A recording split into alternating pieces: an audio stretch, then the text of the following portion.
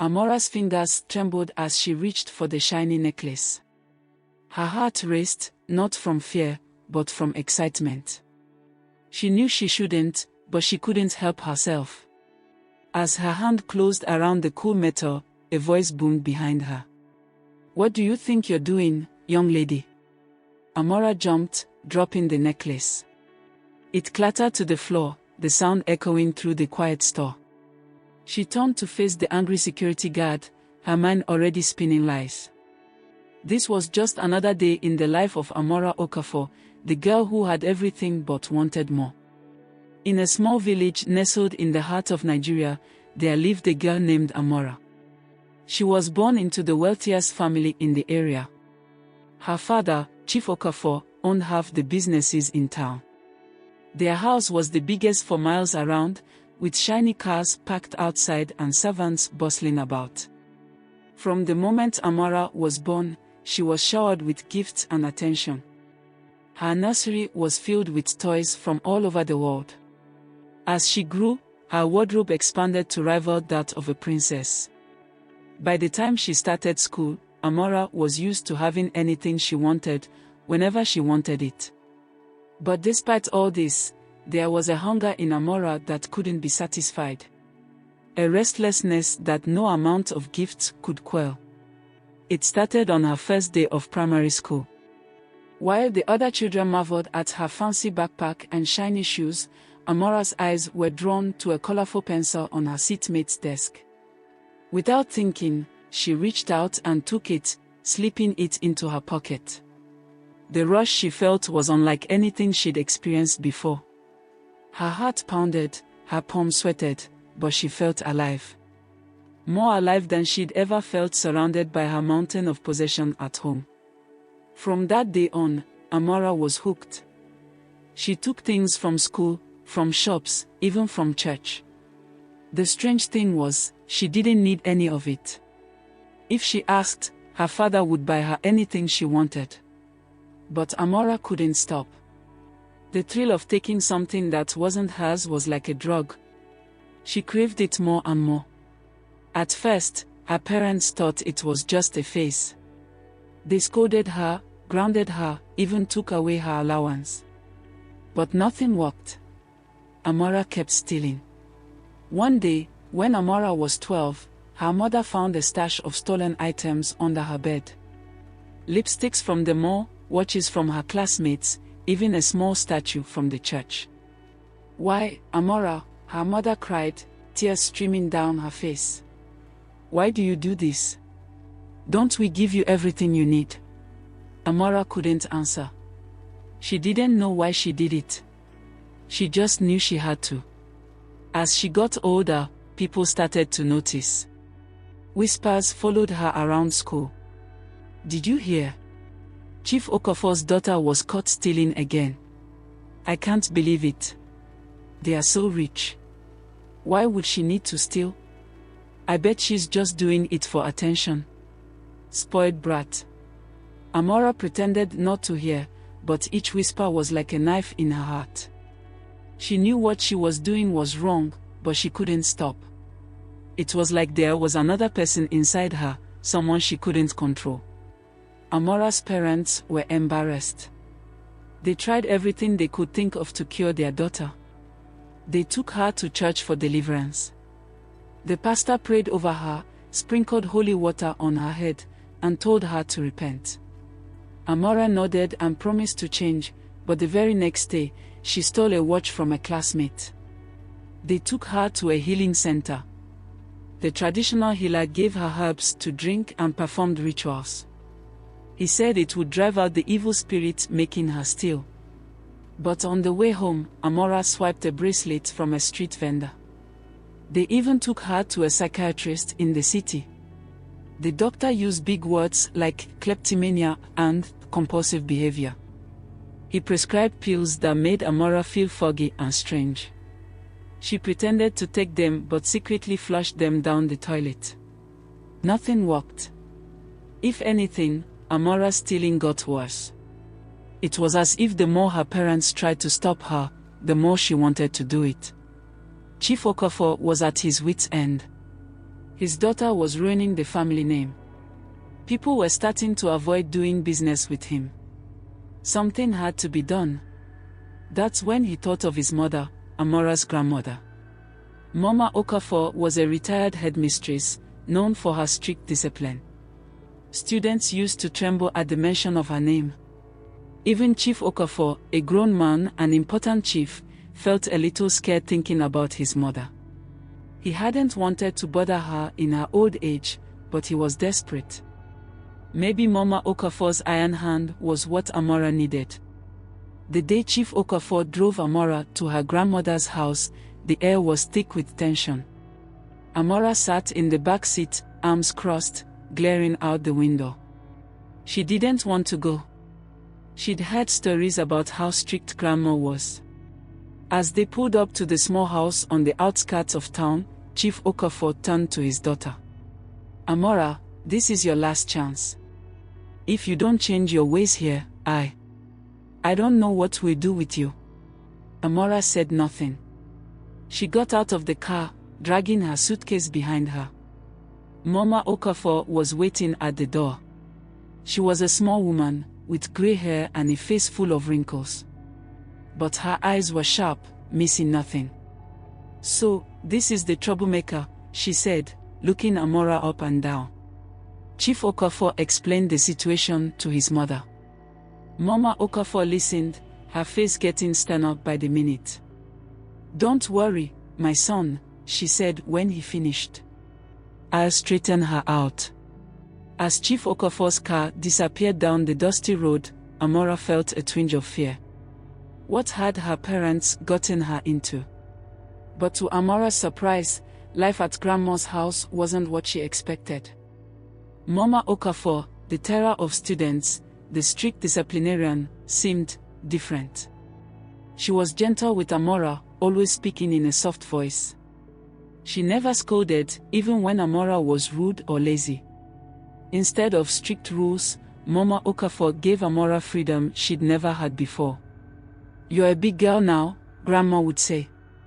I trust you to make the right choices. At first, Amara was confused. Then, she was delighted. This wasn't punishment, it was paradise. Amara took full advantage of her newfound freedom. She told Grandma she had extra classes after school, but really, she was hanging out at the mall.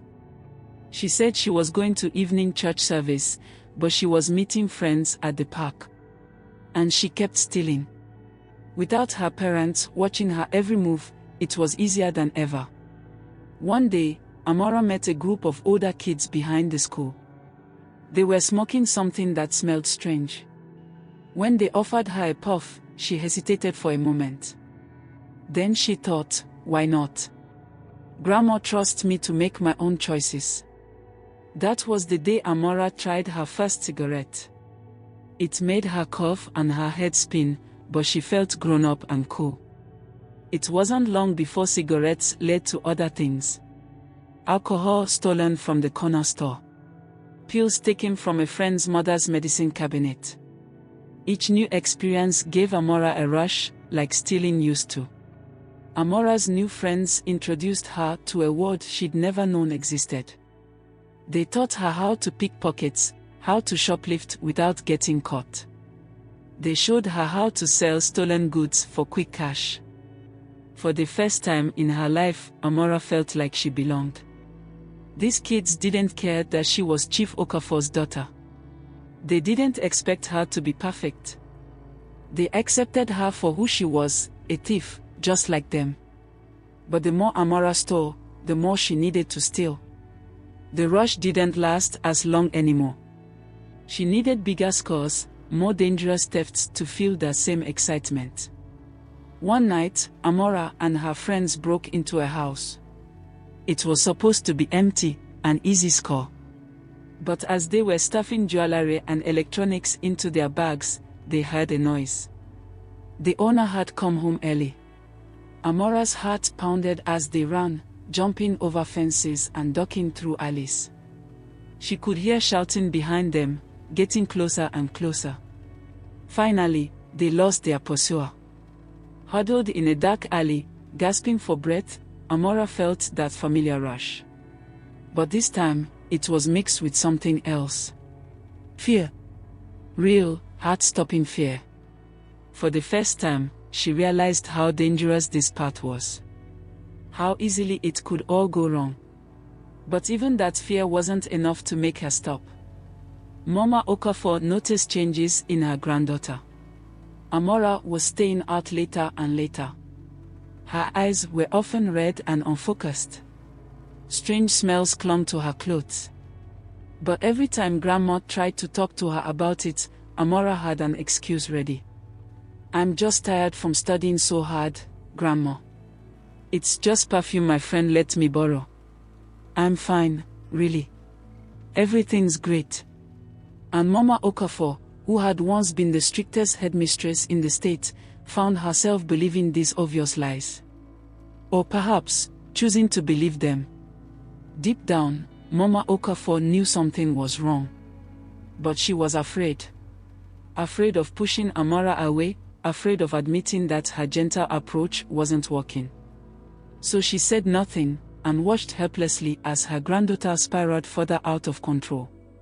As the weeks turned into months, Amara's behavior got worse and worse. She was stealing more than ever, not just small things now, but expensive items she could sell.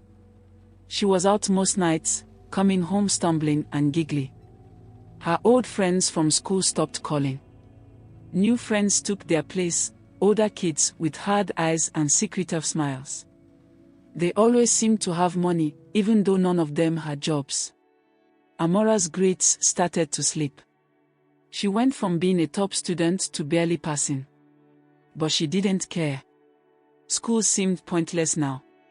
Why study when she could make money so easily? One day, Amara's teacher called Mama Okafor. "I'm worried about Amara," she said. "She's skipping classes, and when she does come, she's not paying attention. Is everything okay at home?" Mama Okafor assured the teacher that everything was fine, but her heart was heavy. She knew she was failing Amara, just as surely as Amara's parents had. That night, she tried to talk to Amara again. "My child," she said gently, "I'm worried about you. Are you happy?" For a moment, Amara's tough facade cracked. Tears welled up in her eyes. I don't know, Grandma. I don't know what's wrong with me." But before Mama Okafor could say anything else, Amara's phone buzzed. She looked at it, then jumped up. "I have to go," she said. "My friends are waiting." And just like that, the moment was gone. Amara was out the door, leaving Mama Okafor alone with her worries. One night, Amara didn't come home at all. Mama Okafor sat up all night, watching the door, wondering where she had gone wrong. When Amara finally stumbled in the next afternoon, reeking of smoke and alcohol, Mama Okafor knew she had to do something. But what? How had she, once feared for her strictness, become so helpless? As Amara passed out on the couch, Mama Okafor picked up the phone. Her fingers shook as she dialed her son's number. "Hello, Mama." Chief Okafor's voice came through the line. Mama Okafor took a deep breath. "My son, we need to talk about Amara. I'm afraid I've failed." Chief Okafor listened in shock as his mother explained everything. The lying, the stealing, the drugs. He couldn't believe it. He had trusted his mother to fix Amara, and instead, things had gotten worse. "I'm coming," he said, his voice hard. "Don't let her leave the house." But Amara was already gone. She had woken up while Mama Okafor was on the phone, overheard the conversation, and slipped out the back door. Now, she was running. Running from her grandmother's house, running from her father, running from the mess her life had become. She ended up in a dirty alley behind a rundown building. This was where she and her friends usually hung out. But today, only one person was there. A boy with a scar on his cheek. The oldest of their group, the one who always seemed to have the best stuff. "Hey, princess," he said when he saw her. "You look like you've had a rough day." Amara nodded, fighting back tears. "My dad's coming," she said. "They are going to send me away. I just know it." The boy put his arm around her. "Don't worry," he said. "I've got something that'll make you forget all about that." He pulled out a small bag of white powder. Amara had seen it before, but she'd always been too scared to try it. "Want to fly away from all your problems?" the boy asked, grinning. Amara hesitated. A small voice in the back of her mind whispered that this was wrong, dangerous. But it was drowned out by the thrill of the unknown, the promise of escape from the mess she'd made of her life. She nodded, and the boy's grin widened. He started to prepare the drug, showing her what to do. As Amara watched, she didn't know that at that very moment, her father was speeding towards her grandmother's house, fear and anger battling in his heart. She didn't know that her grandmother was out searching the streets for her, tears streaming down her wrinkled cheeks. She didn't know that her life was about to change forever. All she knew was the rush, the thrill, the unstoppable desire for more. More freedom. More excitement. More of whatever would fill the emptiness inside her. More, more, more. As she reached for the drug, Amara's hand trembled. Just like it had that day in the store, reaching for the necklace. But this time, there was no security guard to stop her. This time, she was all alone.